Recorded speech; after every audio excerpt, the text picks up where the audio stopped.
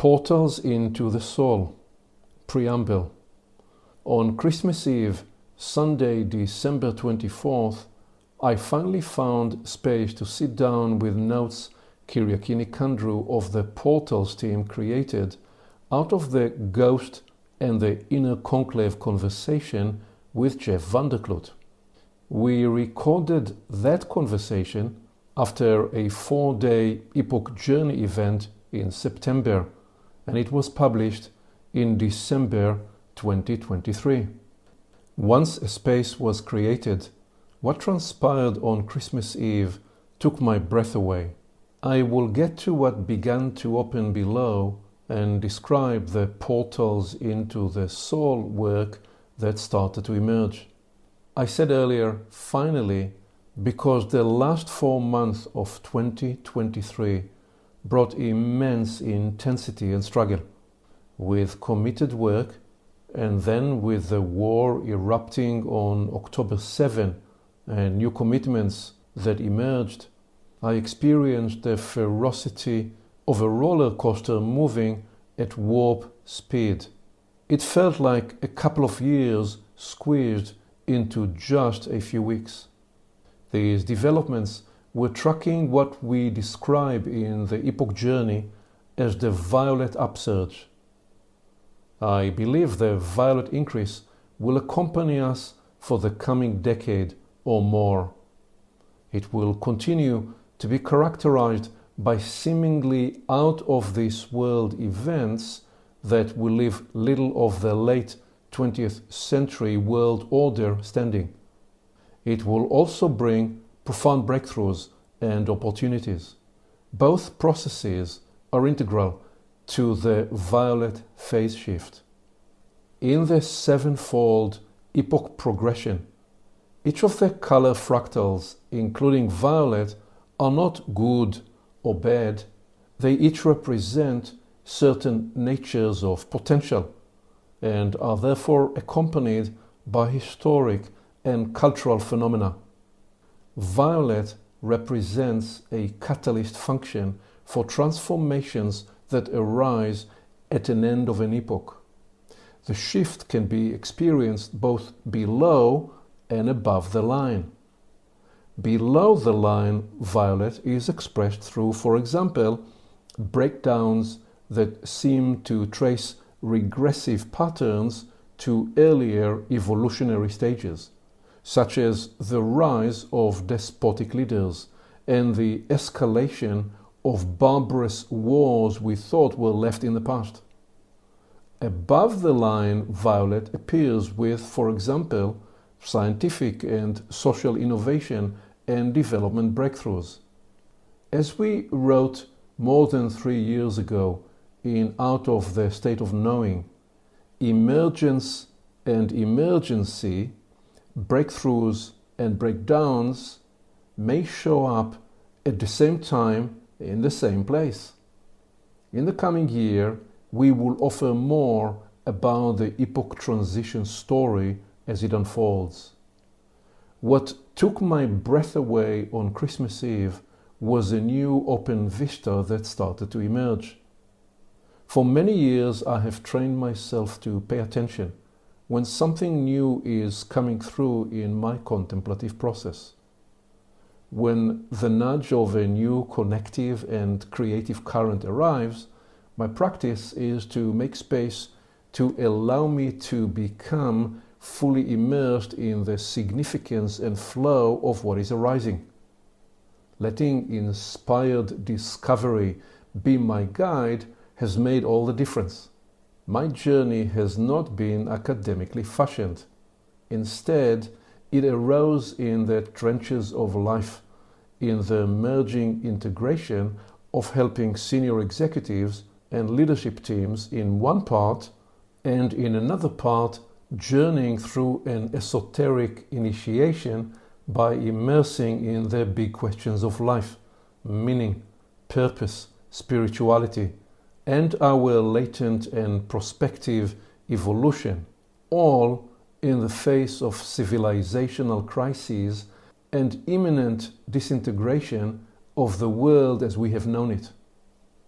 Helping senior leaders in some of the most admired companies in the world kept me grounded and sharply alert to what is happening in culture, technology, geopolitics, and more. There also has been a humbling aspect in this. I would often be in the room with extremely bright people who are the best in the world in what they do, who know about their domain more than I will ever grasp. I've had to find novel ways of creating differentiating, even game-changing value to them. So where could I find and source this kind of know-how?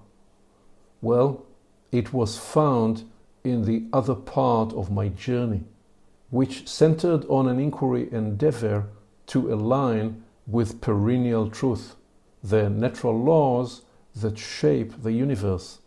It is a journey that forever connects me to the deepest sense of the sacred and fills me with awe about the mysteries of life and the incredible valiance and vulnerability in being human. This path brought me to experience immeasurable kindness and the generosity found in friendship and the mutuality of purpose. The other promise of this adventure was that by orienting and aligning with first principles as an embodied endeavor rather than a concept, over time it will enable me to parachute into almost any situation, connect with its core dynamics and the people involved, make meaning, and generate pathfinding possibilities. If there is a secret in this, it is that all the domains of life share a set of universal principles at core. The price of admission was to go through the experience, to be vulnerably exposed, without having guarantees as to what it was going to catalyze in my formation. The core impulse of this path has therefore not been theoretical.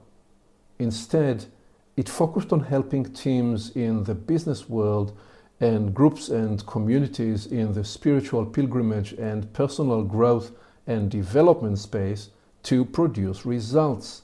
For many, these are conflicting spaces. For me, I have lived for decades inside the crucible of this convergence. The merging integration of these different worlds unlocked gifts I did not even anticipate. They tested me time and again to find and formulate modalities and journey choreographies to help people get from point A to point B. The context and the scenery of what A and B represented changed from one situation to another, but the common thread was that I just could not produce these results with fancy theories or models. Instead, I've had to test on myself first everything I was leading others into. I've had to become the living embodiment and the energetic plasma required to ease others into the journey. I have found myself in testing situations that brought me to the edge, exposed blind spots and capacity outages, and caused development I would never be able to cause in myself on my own.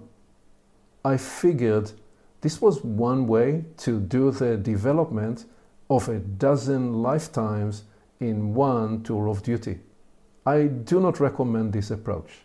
It is not for the faint of heart. Still, in the Air Force, I learned that a landing you can walk away from is a good landing.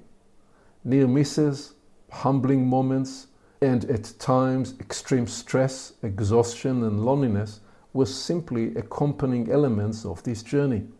The other major benefit on this path is that it squeezed me time and again into the unknown, where no maps were available. I've had to work by discovering and at times becoming the map on the move.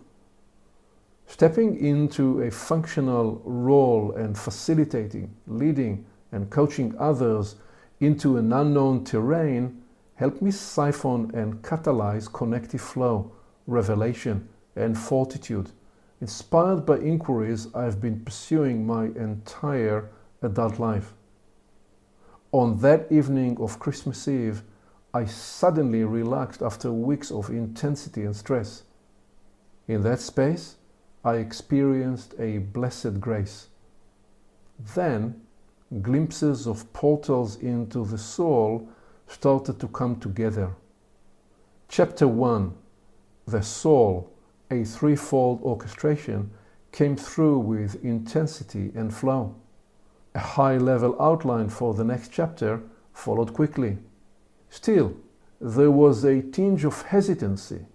Was I crazy enough to embark on formulating and writing a whole new appreciation of the soul, what it does, how it works, and why this was now an essential revelation to integrate as the epoch transition is culminating? Two issues arise when you attempt to approach the subject of the soul and the spirit. The first is the confusion problem. The second is the credibility challenge. The confusion arises in that there are many different usages and applications of the word soul. This is exacerbated even more by the hyper-subjective postmodern mood and discourse, where everyone seems to be entitled to their own definition of what a soul is. Postmodern thinking may be a gift opening the way for emergent novelty, but it is also a curse, since it breeds confusion and places everything in the equating soup of personal opinion and theory.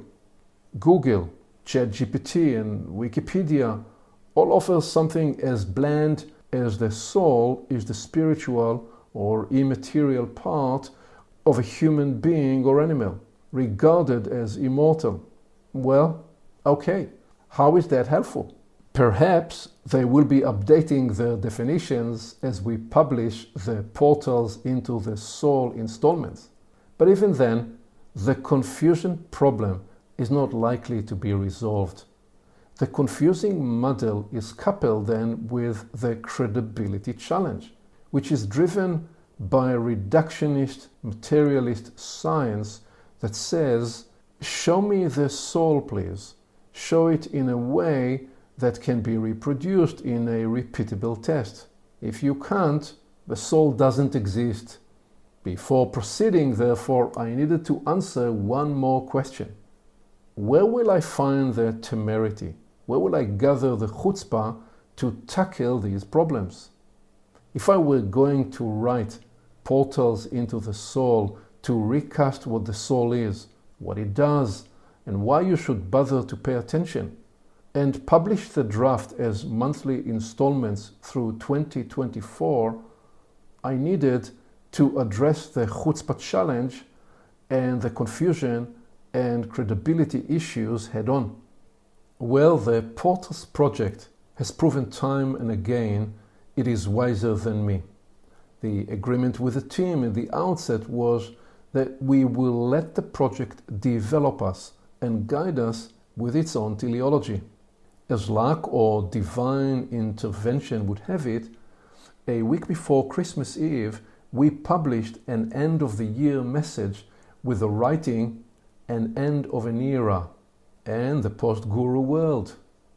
In it, we described the three traditional jobs of a guru and reflected on the individuation project, which we suggested is now leading us from planetary sapiens human to the rise of the universal human, which we fondly call Homo Universalis.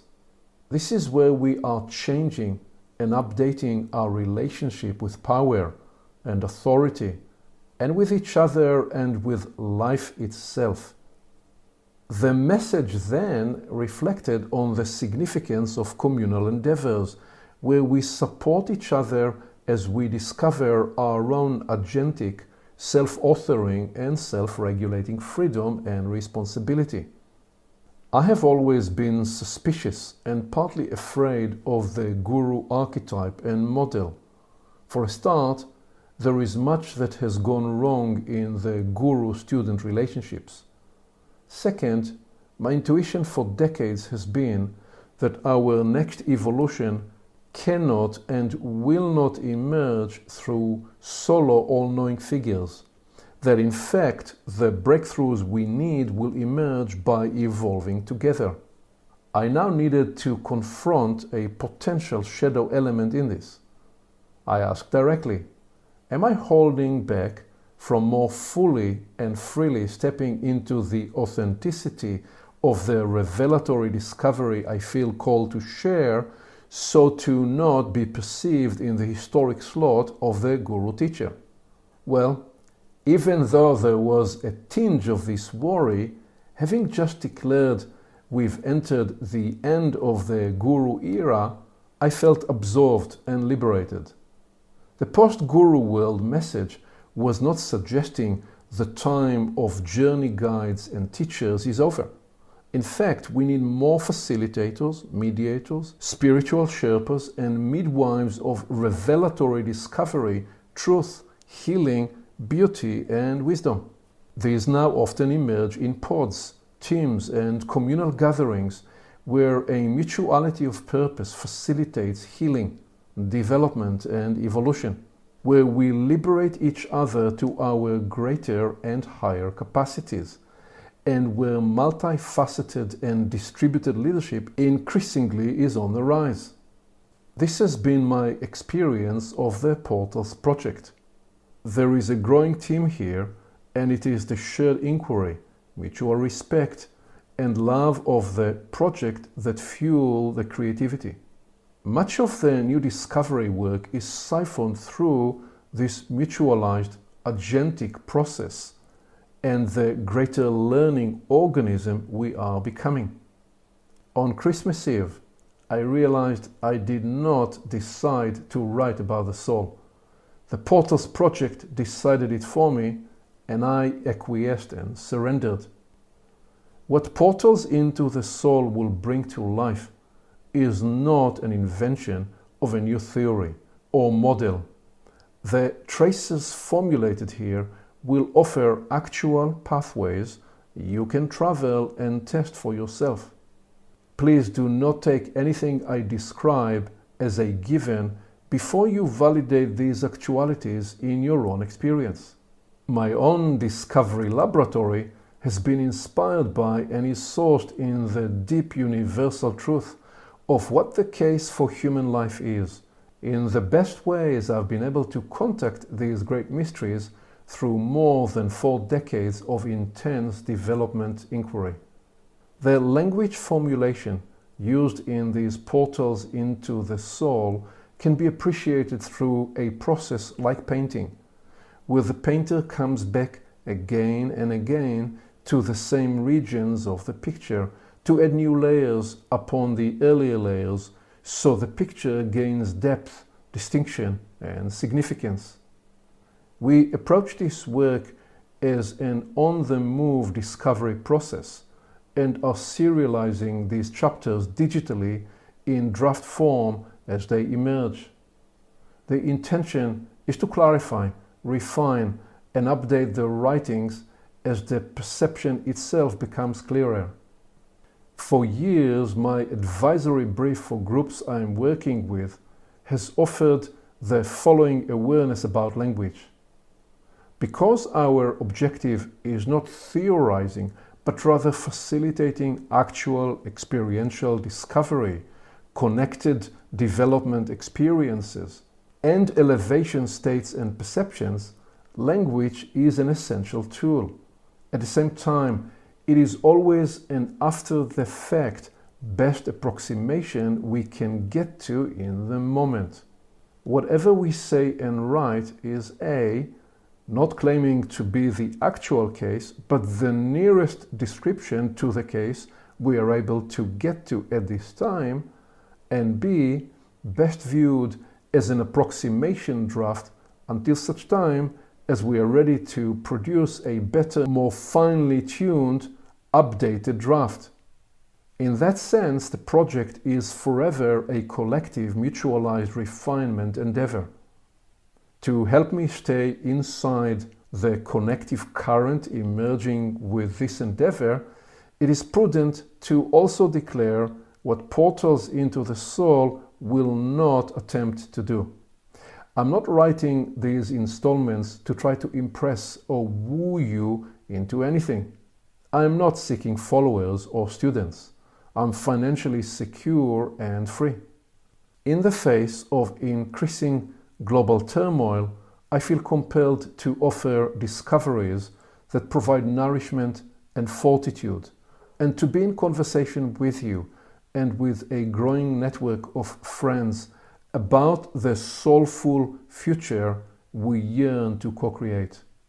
As indicated earlier, I'm not seeking to create a new meta-theory of the soul in a way that integrates all that has been said or written about the soul in the East and the West, and or by wonderful authors over the last 150 years. This will not be a comparative study about different notions of the soul. That inquiry has its place and importance and is best led by others who are better qualified for such a study. Attempting here a comparative approach would be counterproductive for our endeavor. It would become an exercise of reconciling frames of reference and maps of meaning and predominantly engaging the referencing brain, which is an incredibly useful machinery we have learned to emphasize with the rise of the intellect over the last 400 years and the innovation wonders it brought to us. The great fascination and love of the brain to reference, name, categorize and compare and thereby acquire a sense of control also created part of the problem humanity now face. It largely abandoned and disenfranchised other forms of knowing and appreciating that we are seeking to engage in and through the process and the discovery of portals into the soul. I will address this more concretely in chapter 2, where we will reflect on the astrophysicist view of the world and wonder if it has a place for the soul. My aim is to invite you to relax the dominance of the referencing brain and the reductionist materialist logic most of us, raised in the 20th and now the 21st century, have been indoctrinated into. Come along for the Discovery Odyssey, in which you explore for yourself these portals into the soul and the experiential discovery pathways offered to contact directly the sacred actuality of being human. I hope there is interest in creating and joining a rare opportunity of embarking on this year-long journey with other like-minded friends who are interested to decode and metabolize this new revelatory work as it emerges. Imagine making this part of your 2024 voyage by participating in a Portals into the Soul exploration pod. A few closing notes in this preamble. I am always indebted to incredible mentors and teachers and journey friends who offered me guidance and inspiration. I am utterly blessed by many friends, especially the Portals team and the Epoch Journey Network, who fortify me with courage, kindness, and inspiration as we search and inquire into the evolutionary process underway. What became the Portals project started in my mind a few weeks after Talia, my granddaughter, was born. I imagined her asking me on her 21st birthday, Saba, which is grandpa in Hebrew, "What have you done since I was born to make this world a little better and brighter for me?" As this is written on December 28th, 2023, she has had her 4th birthday a couple of months ago, and she now has a younger brother, Ari, who is 9 months young. The entire Portals project is for me also a long love letter to them, the contemporaries and future generations to follow them. We will put the chapters out for free as they emerge with this dedication and love for the future. I'm personally funding the Portals project, which is made possible also through the generous volunteering and labor of love of the Portals team. Your support makes a difference, and we would love to have you as a Portals member so you can get access to members-only content and events, including the groundbreaking work we are developing with the Universalis project. If you appreciate Portals, one great way to express support and help me and help all of us is to share Portals with your friends. You're welcome to forward this news about Portals into the soul to your network. I look forward to seeing you at one of our upcoming events. Until soon, thank you.